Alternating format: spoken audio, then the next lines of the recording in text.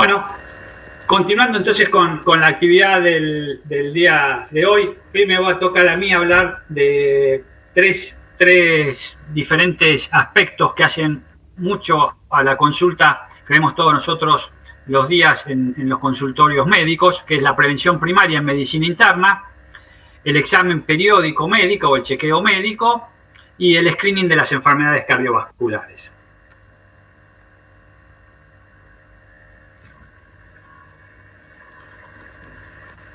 ¿Qué es importante a la hora de que uno tiene que pensar en lo que es la prevención? En fundamentalmente entenderla que prevenir es evitar que algo suceda.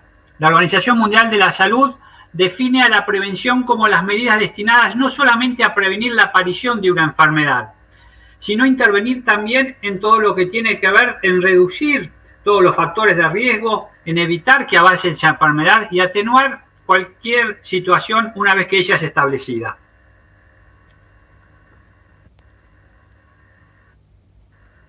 La medicina preventiva se va a ocupar de los problemas relativos fundamentalmente a todo lo que tiene que ver con la promoción y la protección de la salud.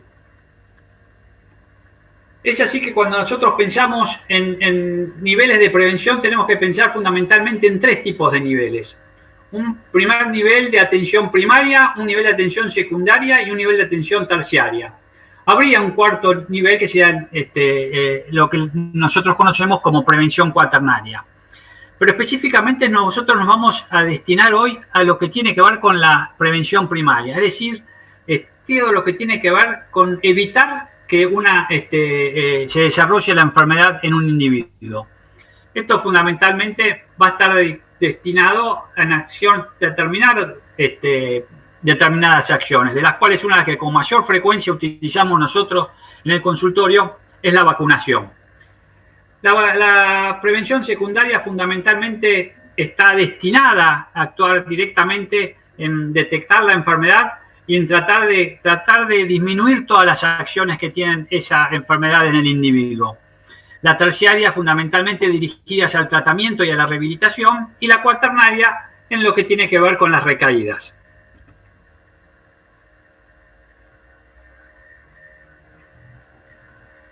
Entonces, prevención primaria, ¿qué va a ser? Todo aquello conjunto de actividades sanitarias que se va a realizar tanto por la comunidad o por los gobiernos o como por el mismo personal sanitario antes de que aparezca una determinada enfermedad. Es decir, es prevenir fundamentalmente prevención primaria. Va a tener como objetivo fundamental disminuir la probabilidad de que ocurra alguna enfermedad o afección. Desde el punto de vista epidemiológico, en lo que se ve es tratar de reducir la incidencia de una determinada enfermedad. Tenemos dos tipos de acciones que cuando uno realiza una acción de prevención primaria. Aquellas que están destinadas fundamentalmente a todo lo que tiene que ver con el medio ambiente, es decir, a la protección de la salud. Y todo de otro lado, todas aquellas que están destinadas al individuo, que fundamentalmente tiene que ver en cuanto a lo que es promoción y prevención de la enfermedad.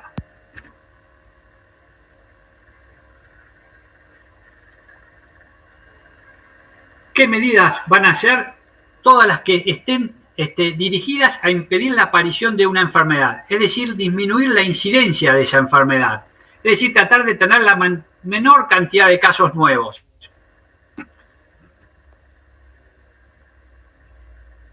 Las medidas de prevención primaria entonces actúan en el periodo prepatogénico del curso de cualquier enfermedad, antes de que el comienzo biológico, es decir, antes de la interacción de los agentes y o los factores de riesgos en el sujeto den lugar a la producción de esa enfermedad. Si nosotros vemos en el gráfico siguiente, podemos ver cómo tenemos dos grandes periodos en lo que hace a la enfermedad, un periodo prepatogénico y un periodo patogénico. Sobre ese periodo prepatogénico, en donde vamos a actuar sobre la promoción y la protección de la salud, es donde nosotros vamos a estar fundamentalmente en nuestra acción de prevención primaria.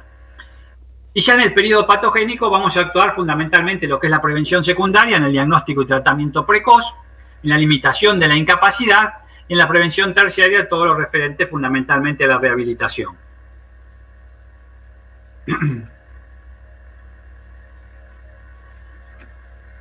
¿Cuáles son los ejemplos más frecuentes de prevención primaria?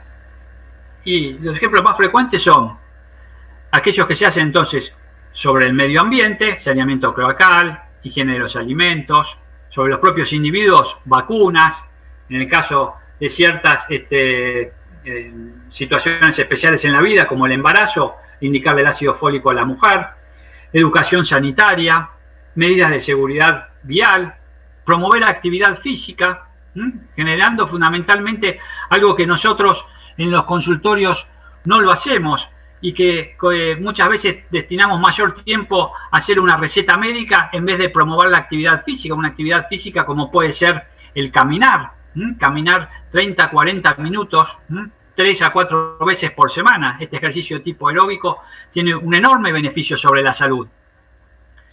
Tener nuestra acción sobre lo que es una alimentación saludable, es decir, una dieta rica en frutas y verduras, elemento clave a la hora de lo que es una medida de atención primaria.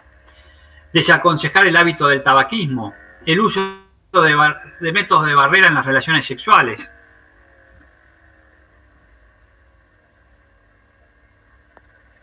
Es decir, que nuestra prevención clínica va a tener dos tipos de aproximaciones. Una aproximación de tipo individual, en donde fundamentalmente lo que vamos a chequear es individualmente a las personas, investigar sus factores de riesgo, los signos precoces de enfermedad que pueden actuar sobre ellos, con el objeto fundamentalmente de una vez que los tiene, los diagnostica, de esa manera tratar de cambiar la historia natural de ese propio individuo y fundamentalmente cambiar la historia natural de esa enfermedad. Y otro lo que tiene que ver entonces con el enfoque poblacional. A través de esta vamos a actuar sobre la población para reducir el nivel de riesgo y esto pueden ser múltiples medidas. Es muy frecuente que los gobiernos instauren impuestos a las bebidas alcohólicas, al tabaco y otras medidas que puede tomar desde el punto de vista en enfoque poblacional, es como hacer el screening masivo con el Papa Nicolau.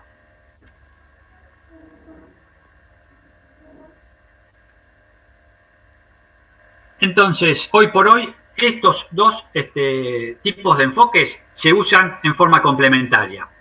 Y un entorno fundamentalmente que sirva para que nosotros podamos generar todo tipo de medidas, se va a ver con una gran repercusión. Esto se vio fundamentalmente si tomamos las encuestas que se hicieron a lo largo de todos estos años, las encuestas nacionales en lo que hace a la población general en nuestro país, se vio cómo ha disminuido el consumo de tabaco. Esto es uno de los mayores logros que se ha obtenido en nuestro país, en nuestra nación, a lo largo de todos estos años. No así con respecto a otros aspectos que no son tan buenos para la salud, como pueden ser el sobrepeso, el sedentarismo, el consumo de alcohol. Sobre todo ese tipo de medidas no hemos tenido los beneficios como hemos tenido a través del alcohol. Tal vez por todas las campañas, que han sido campañas muy importantes que se han realizado a nivel del gobierno, que se han instaurado en la sociedad. Si ustedes recuerdan, 30 años atrás había propagandas que favorecían el consumo del tabaco. Hoy están totalmente prohibidas, hoy están los espacios libres de humo. Es decir, que esto ha tenido una repercusión en la salud pública.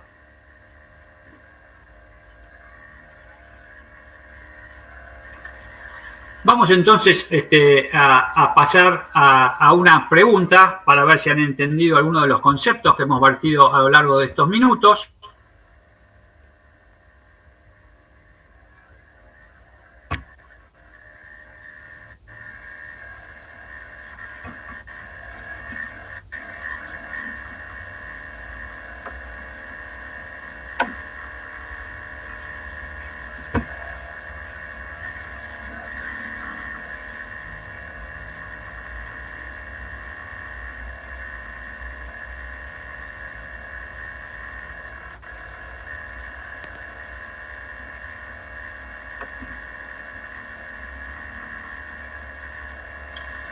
Y bueno, vamos a habilitar la habitación. Si sobre la prevención primaria, ¿cuál de las siguientes opciones es falsa?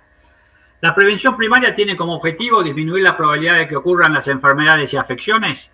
Las medidas de prevención primaria actúan en el periodo prepatogénico del curso natural de la enfermedad.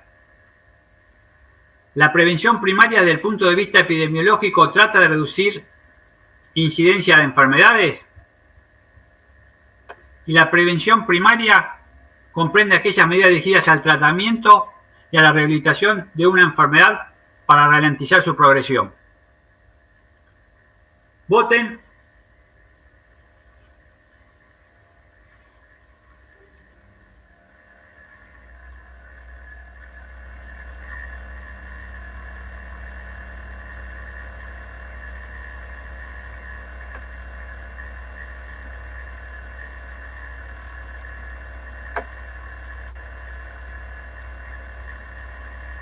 La que es falsa, ¿eh?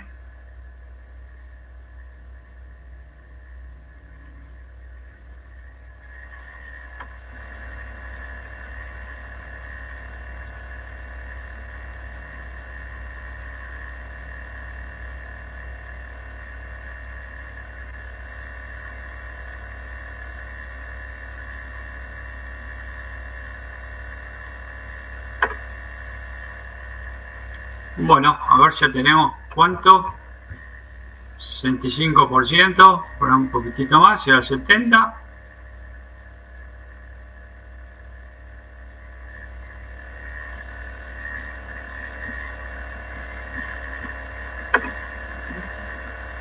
Finalizamos la votación.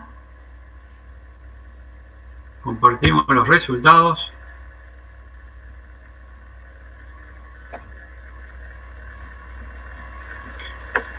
Y bueno, la gran mayoría contestó correctamente.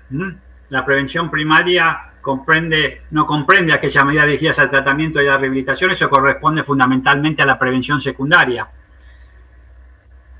La prevención primaria, como hemos venido hablando a lo largo de todos estos minutos, fundamentalmente tiene como objetivo disminuir la probabilidad de que ocurran las enfermedades y las diferentes afecciones. Volvemos a la presentación.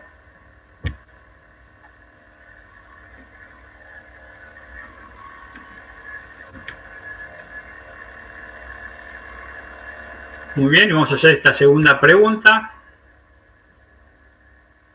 ¿Cuál de las siguientes no corresponde a una medida de prevención primaria? El saneamiento cloacal, la indicación de estatinas en el infarto agudo de miocardio, las vacunas o la indicación de ácido fólico en las mujeres embarazadas.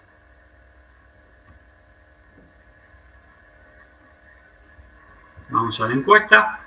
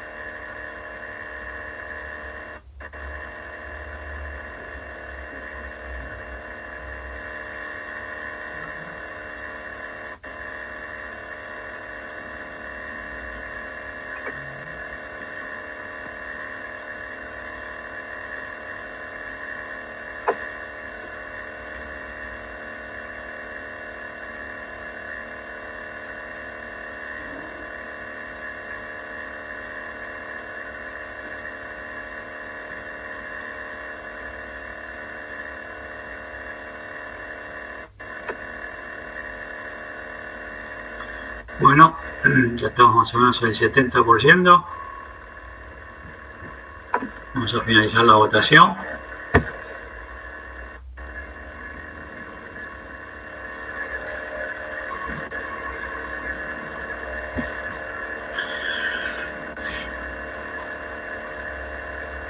Y bueno, también en la gran mayoría han contestado correctamente. Una de las medidas, que es la indicación de estatinas en el infarto agudo de miocardio, no corresponde a una medida de prevención primaria. El infarto agudo de miocardio ya hubo un daño, es decir, ya hubo un efecto, un daño de órgano blanco, y fundamentalmente lo que estamos haciendo en este caso es una acción de tipo prevención secundaria en el uso de las estatinas.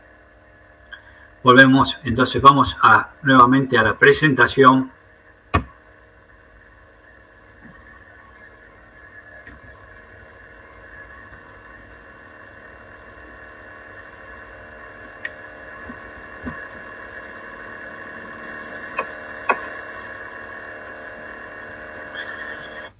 Y entonces vamos a pasar a esta segunda parte de lo que vamos a hablar en los próximos minutos, es sobre el examen médico periódico, lo que nosotros conocemos como chequeo médico.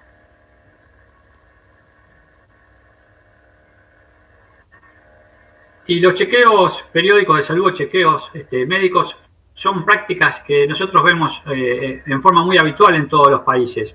Estos chequeos generalmente están destinados a aumentar la expectativa de vida poblacional a través de lo que es fundamentalmente la prevención y detección de las enfermedades.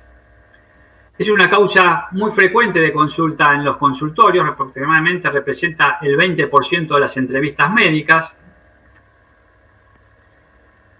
Y es muy común que cuando un paciente venga o asista al consultorio, fundamentalmente piense que lo que se le va a dar el médico es un formulario con un conjunto de análisis que ya están totalmente predeterminados. Es común que vengan y nos digan, debe haber pasado a todos ustedes, doctor, vengo a verlo para hacerme un chequeo porque a mi amigo le pidieron tal estudio, yo me lo tengo que hacer, doctor, o por favor, doctor, hágame un chequeo lo más completo posible, o bien pídame todo lo que sea necesario. Estas son consultas muy frecuentes que nos vienen a nosotros cuando asisten al consultorio. Vamos a tratar de ver qué tanto de esto hay de verdadero y qué hay tanto de malo en todo esto. El chequeo es fundamentalmente un término de larga data que remite a realizarse estudios o análisis. Es un concepto que es muy, si lo vamos desde ese punto de vista, es muy pequeño. En realidad el concepto de chequeo médico tiene que ser un concepto actual mucho más amplio. Implica un examen periódico a través del cual nosotros tengamos una posibilidad de hacer una revisión del estado de salud del individuo, fundamentalmente a través de lo que pueden ser también solicitar eventuales estudios, y una entrevista a través de fundamentalmente un buen interrogatorio y un examen físico, donde el médico pueda tener el control de las acciones que realiza el propio paciente, las rutinas que hace él mismo, y actuar en medida de ellas para tratar de actuar de la manera que lleve a situaciones que mejoren su estado de salud. ¿Qué busca entonces el chequeo médico? Fundamentalmente prevenir enfermedades detectando los problemas de salud, los factores de riesgo que están en el individuo, generando a su vez conductas que son las que van a mejorar finalmente el estado definitivo de salud del individuo.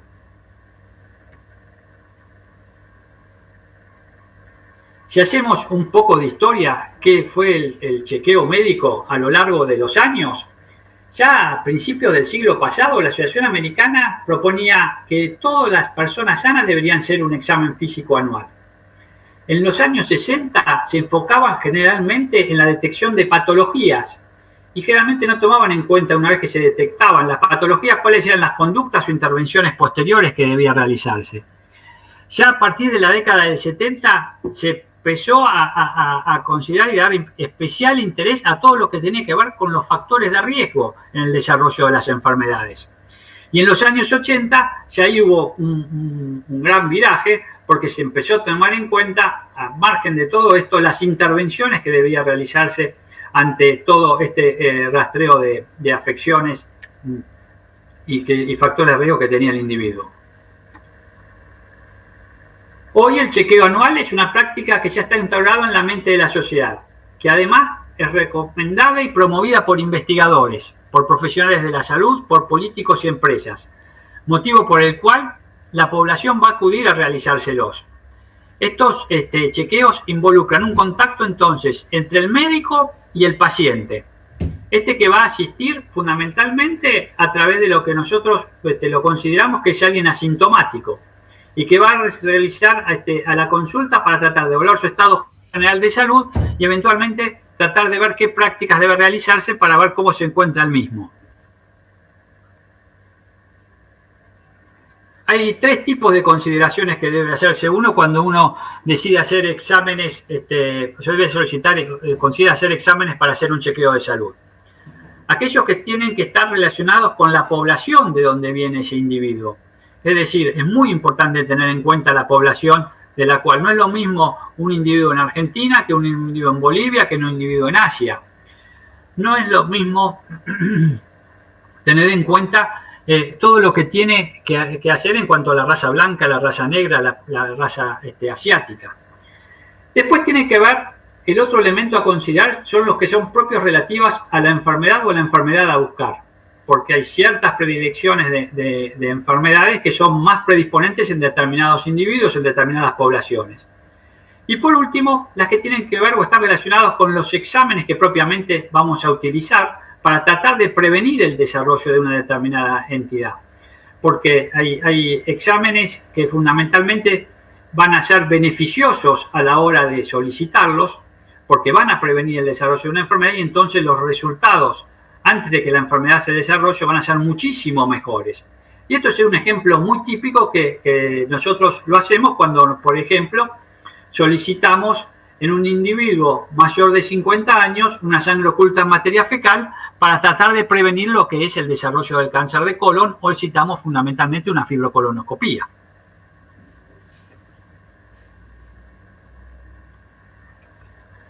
Entonces, nosotros dijimos que tenemos que analizar la población.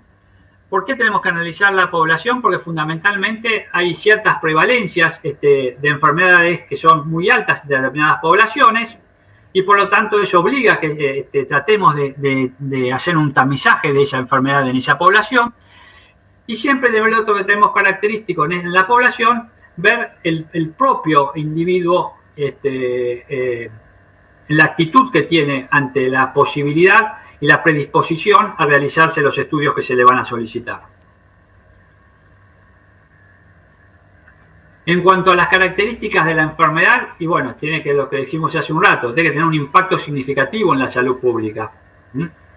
Hay enfermedades que son muy poco frecuentes y hacer un estudio de tipo masivo poblacional es un alto costo y no se ve redituado en los beneficios.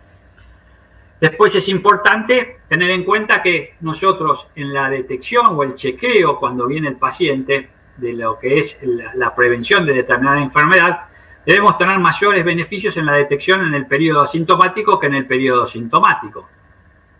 Una clara mejoría en los resultados cuando lo tratamos precozmente.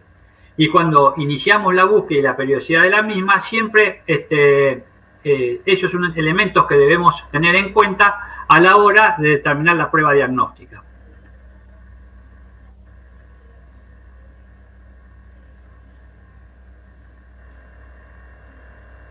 ¿Qué características debe tener entonces el examen diagnóstico? Y bueno, como cualquier examen, debe ser suficientemente sensible, suficientemente específico y tiene que ser siempre aceptable para el paciente, tanto desde el punto de vista cultural como tolerable física, económico y sin riesgo para el mismo.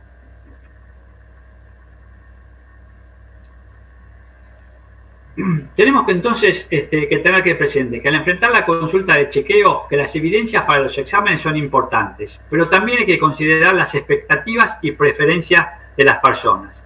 Es importante reconocer las distintas motivaciones del paciente por las que llega al médico clínico para una asistencia. ¿Por qué? Porque después se debe tomar una toma de decisión compartida. Eso es lo que mejora la relación médico-paciente, eso es lo que garantiza que después se cumplan con las medidas a seguir a cabo. Y siempre hay que tratar de enseñarle al paciente los posibles beneficios y riesgos que se toman cuando se toma determinada conducta, en este caso, en cuanto a la realización de determinado examen o determinado análisis.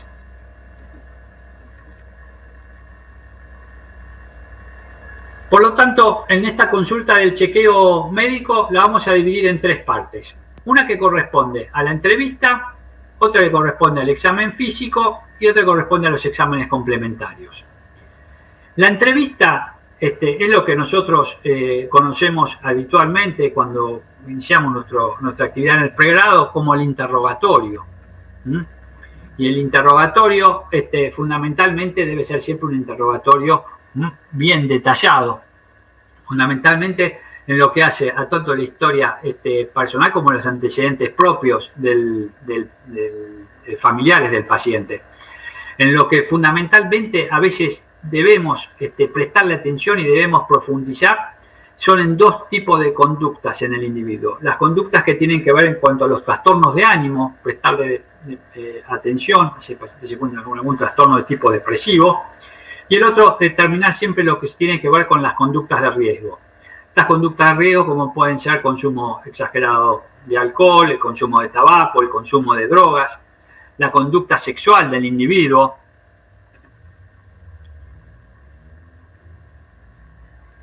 El otro elemento que debemos abordar es el abordar el examen físico. Ya que el examen físico debe ser completo, pero a la hora de lo que nos aporta a nosotros en una acción preventiva muy importante, son tres elementos. Lo que tiene que ver o lo que hace a la determinación de la presión arterial, lo que hace al peso y a la talla, y lo que hace al examen completo de la piel. Les decía que todos los otros elementos que nosotros podamos determinar en nuestro examen físico van a ser importantes, como hace la ocultación, tanto cardíaca como pulmonar, como la palpación del abdomen, como la palpación del resto de los elementos, el completo del examen neurológico. Pero estos tres elementos fundamentalmente es los que van a servir fundamentalmente en lo que tiene que ver como acciones para prevención en lo que hace a conductas de presión arterial, de sobrepeso y a la prevención fundamentalmente de cáncer de piel. En cuanto a los exámenes complementarios, vamos a tener exámenes que van a estar destinados al laboratorio, ya sea glucemia, hemograma, función renal, lipidograma, orina completa, el electrocardiograma, que en muchos casos puede ser de mucha utilidad, y exámenes ya que sean más específicos para determinadas patologías de acuerdo al grupo poblacional, por ejemplo, como dijimos hace unos instantes, lo que tiene que ver, por ejemplo, la detección del cáncer de colon, fundamentalmente en pacientes por arriba de los 50 años, con la sesión de una sangre oculta, una fibrocolonoscopía o algún otro estudio de imágenes. ¿Qué dicen las guías y las recomendaciones para el accionar médico en cuanto al chequeo médico o el chequeo clínico? Y fundamentalmente existen guías y recomendaciones para el accionar médico con las personas realizadas por distintas sociedades científicas pertenecientes a las distintas áreas y subáreas de la medicina. Generalmente estas se basan en distintos tipos de evidencia y según la calidad de las mismas van a ser la fuerza de dicha recomendación. Estas recomendaciones van a tener mayor o menor peso por ser utilizadas en las consultas de la población general, a priori sana, pero de acuerdo a la cantidad, calidad y tipo de estudios que la sustenten. Y siempre este tipo de guías deben ser reevaluadas cada cierto periodo para determinar si las determinaciones o las recomendaciones se mantienen o se deben modificar.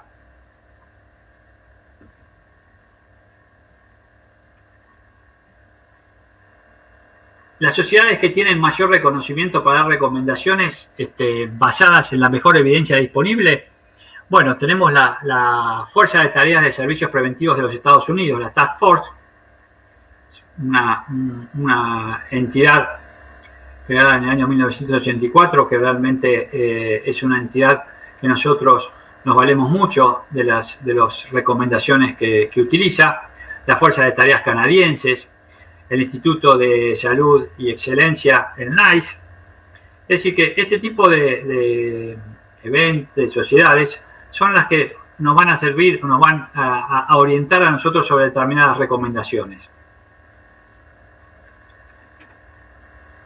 La Task Force establece acciones dirigidas a la prevención de enfermedades, eliminación de factores de riesgo modificables, inmunizaciones y promoción de la salud. Este tipo de acciones que establece la Task Force van a estar básicamente dirigidas a tres etapas. Una etapa que es una etapa de investigación, de hacer un interrogatorio a través de un cuestionario, indagación a través de la palabra. La otra, la aplicación de medidas preventivas. Y la otra, una educación para salud, tanto a nivel poblacional como a nivel individual propiamente dicho. El cuestionario va a estar destinado, como la mayoría de los cuestionarios que hacemos nosotros en nuestra práctica diaria en el consultorio a indagar sobre los antecedentes patológicos personales, haciendo hincapié fundamentalmente en antecedentes de diabetes, hipertensión, asma bronquial, cirugías, alergias, neoplasias, traumatismos, tuberculosis. Y el otro elemento tiene que ver sobre los antecedentes familiares, también haciendo hincapié en este tipo de antecedentes, buscando también psicopatías, hipertensión. Hoy hay que interrogar mucho por el aumento que ha tenido también las enfermedades celíacas.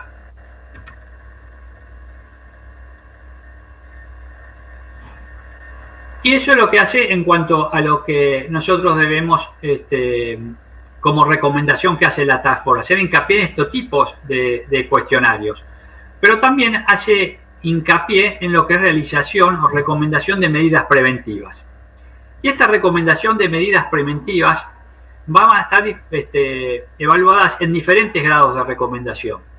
Un grado de recomendación que van a tener, los podemos clasificar en A, B, C y D, donde A es una recomendación de tipo sustancial, que es una recomendación alta, una recomendación moderada sería una recomendación B, una recomendación baja sería C, y una recomendación que no la recomendamos sería de tipo D. Y es cuando podemos tener suficientes elementos para realizar la recomendación.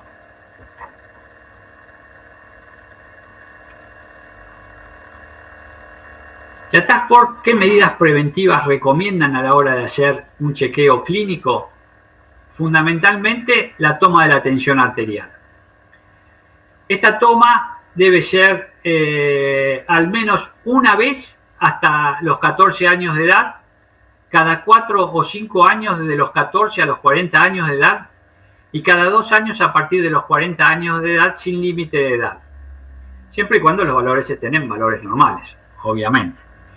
Realizar la toma cada 2 años si la tensión arterial es menor de 130 a 85 y anual si la tensión arterial sistólica es entre 130 a 139 y la tensión arterial diastólica es entre 85 y 89.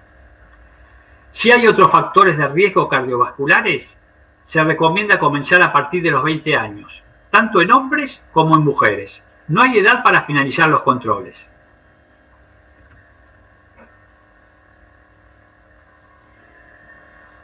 El segundo elemento que hace a nuestra medida preventiva recomendada por la Task Force es el rastreo de obesidad. ¿Y qué establece para nuestro chequeo clínico como recomendación? Determinar el índice de masa corporal en la primera visita y luego repetirla cada 4 años o medir el peso y la talla a juicio clínico en adolescentes y adultos según las distintas asociaciones. Lo va a clasificar en obesos aquellos que tienen un índice corporal mayor a 30 y sobrepeso entre 25 y 30. Esta es una recomendación de tipo B. El tercer recomendación que hace la Task Force es interrogar sobre el hábito tabáquico. Con una periodicidad mínima de 2 años se considera fumador a toda persona que fuma como mínimo un cigarrillo al día durante el último mes. Aconsejar y asesorar sobre el abandono del hábito según nivel de motivación. Y la consejería de intervenciones para la cesación del hábito tabáquico es una recomendación de clase A.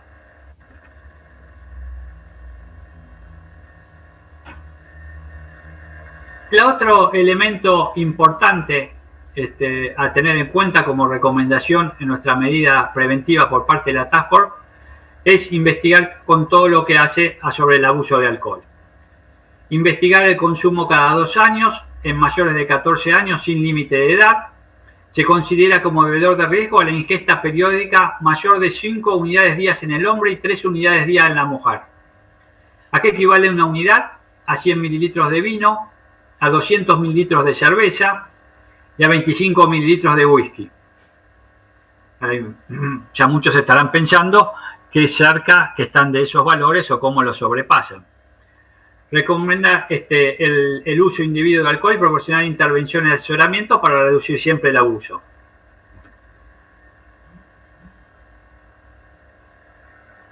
En cuanto a la medida preventiva recomendada sobre la auscultación cardíaca, en adultos al menos realizarlo una vez. Luego de los 60 años, cada 3 años por el riesgo de la estenosis aórtica.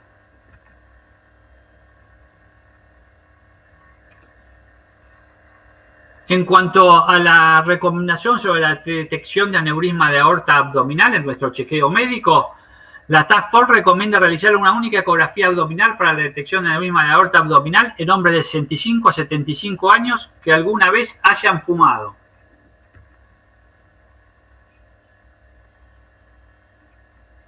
Detección del cáncer de cuello uterino. Realizar el Papa Nicolau a los 21 años o luego de 3 años del comienzo de las relaciones sexuales con una periodicidad de 1 a 3 años, según el perfil de riesgo del individuo. Hasta los 65 años, si los previos fueron negativos o no posee factores de riesgo para desarrollar cáncer de cervix. Esta es una recomendación de grado A. Fíjense esto, detección del cáncer de mama. La Task Force recomienda hacer una mamografía cada 2 años de los 50 a los 70 años.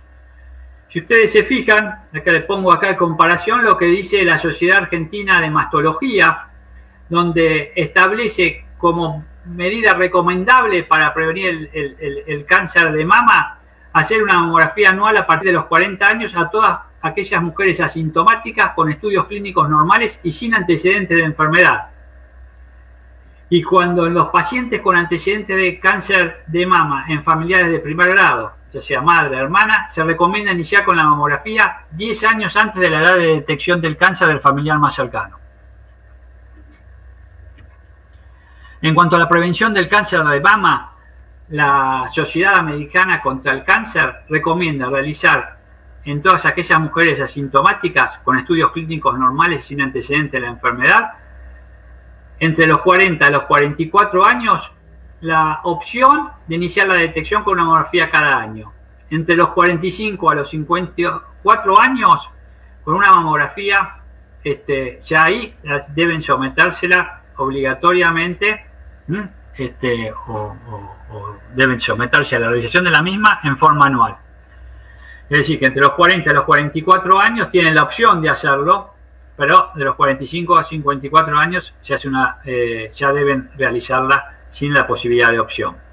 A partir de los 55 años, las mujeres pueden cambiar a una mamografía cada 2 años, un poco lo que marcaba la Task Force, o pueden optar por continuar con sus mamografías anuales. Le da la posibilidad de recomendar en forma anual. Y los exámenes de detección deben continuar siempre y cuando la mujer se encuentre en buen estado de salud y a la espera que había al menos 10 años o más.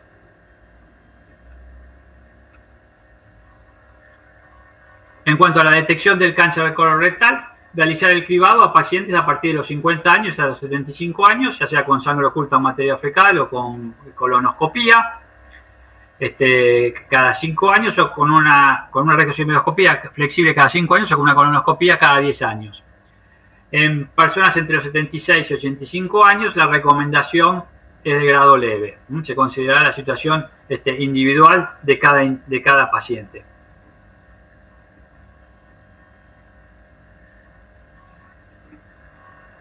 En cuanto a la prevención del cáncer de piel, se recomienda realizar consejería a niños, adolescentes y adultos jóvenes que tienen piel clara, sobre todo minimizar la exposición a la radiación ultravioleta para reducir el riesgo de cáncer de piel. Es una recomendación de tipo B. También la Task Force hace medidas preventivas recomendadas en lo que tiene que ver a la prevención de enfermedades de transmisión sexual. En personas con conductas sexuales de riesgo se recomienda siempre hacer el rastreo de HIV, sífilis, hepatitis B y C y consejería sobre prácticas seguras y salud reproductiva. También es importante hacer medidas preventivas recomendables entre lo que tiene que ver con la detección de violencia de género.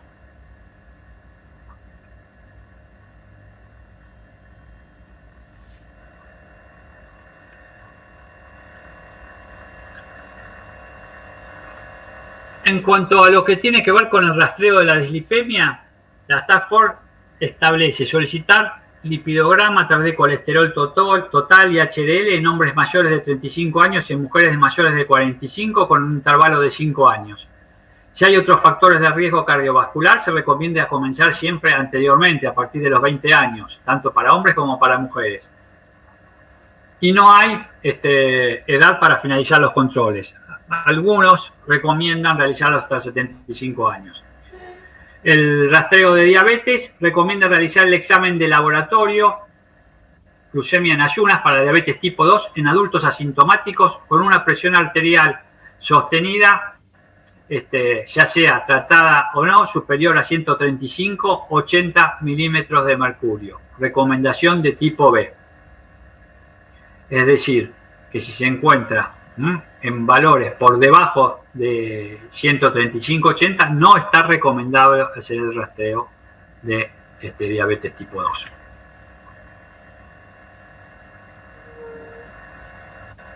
También establece otras medidas preventivas recomendadas, como que lo que hace a la prevención odontológica, a la prevención de accidentes domésticos, a la prevención de accidentes viales, como el uso de cinturón de seguridad, asiento de seguridad para el bebé, siempre que los niños circulen en asientos traseros del automóvil, usar cascos para motociclistas y ciclistas, no conducir con sueño después de ingerir bebidas alcohólicas, respetar las señales de tránsito vehicular y de peatones. Y lo otro que debemos hacer en nuestro chequeo clínico como recomendación de la Task Force es hacer todo una supervisión del sistema de inmunización que tiene el individuo.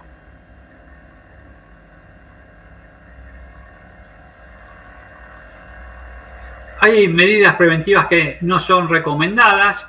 Se menciona algunas de las prácticas preventivas que actualmente presentan evidencia en contra de la realización en la población adulta asintomática, la autoexploración mamaria de las pacientes, el rastreo de cáncer de ovario, páncreas, testículo y endometrio, el rastreo de cáncer de próstata. Ya lo había dicho en las clases anteriores el doctor Tajer, los resultados por el cribado del cáncer de próstata a través del antígeno prostático específico. No ha tenido impacto sobre la mortalidad por cáncer de próstata, sí ha detectado más cáncer de próstata y en estadios más precoces, pero no ha tenido impacto sobre la mortalidad. Por lo tanto, la Task Force no lo recomienda, el rastreo de PSA en los adultos asintomáticos, a menos que la persona esté científicamente entienda los riesgos y beneficios de la práctica y tome la decisión personal de realizarla.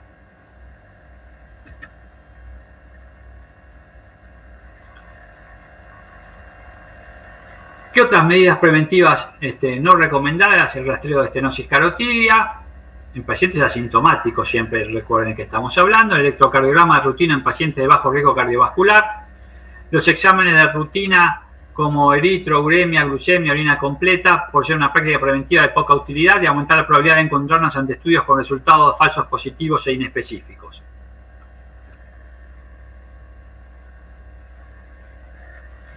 ¿Qué hay en cuanto a medidas preventivas que presentan evidencia pobre o conflictiva? ¿Sí? Por ejemplo, el cáncer de pulmón, la radiografía de tórax y o la citología de esputo no deben recomendarse como prueba de cribado del cáncer de pulmón. En realidad, solo los expertos del National Comprehensive Cancer Network, el Lung Cancer Screening Panel, recomiendan este cribado en los individuos con riesgo elevado. Es decir, individuos de 55 a 74 años, fumadores de más de 30 paquetes por año, exfumadores de menos de 15 años o fumadores de 20 paquetes años, más una historia de posición profesional de riesgo. Todas las sociedades científicas señalan que la prevención primaria, consejo y claro personalizado para dejar de fumar, es la estrategia más efectiva para reducir la incidencia y mortalidad por cáncer de pulmón.